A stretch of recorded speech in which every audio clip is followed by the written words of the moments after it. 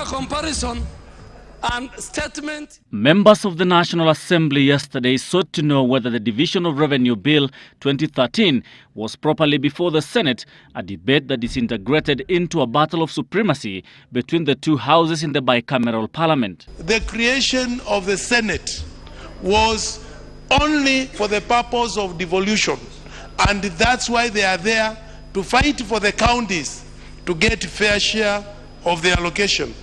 And if, Mr. Speaker, sir, that is only 15% of the national budget, while the National Assembly is responsible for discussing 85% of the national budget. So it's obvious, if we talk about superiority, the Kenyan people are wise enough. On the Senate was meant, in my interpretation, and that is mine, Mr. Speaker, to be a house for the retirees.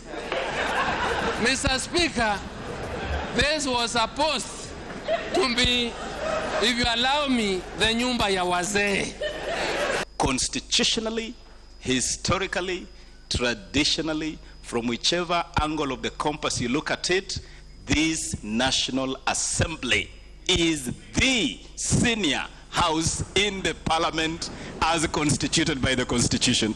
And while the Speaker of the National Assembly undertook to rule on the issues raised, members of the Senate today took the cue to answer their colleagues in the National Assembly, assuring them that indeed the bill was properly before the Senate and that the Senate is superior to the National Assembly.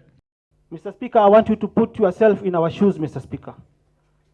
Between a village elder, Mr. Speaker, and a chief, or between a village elder and a DO, Mr. Speaker, who is senior? I refer the National Assembly as the lower house, Mr. Speaker. They were not supposed to use abusive terms, Mr. Speaker. I think today I have known why the civil society were referring these members as pigs.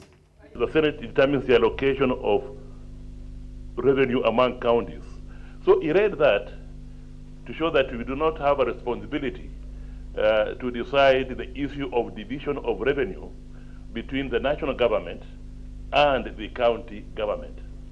But as usual, little knowledge can be quite dangerous. If you take one small section somewhere and you exaggerate it without taking into account the overall constitution, you definitely come to a very absurd conclusion. The Speaker of the National Assembly, Justin Muturi, however, ruled that the passage of the Division of Revenue Bill is the sole prerogative of the National Assembly.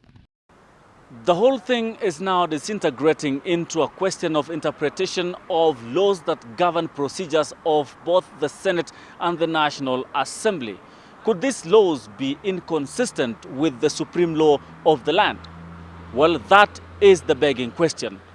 Kendagor Obadiah, Citizen Live at 9, Parliament Buildings, Nairobi.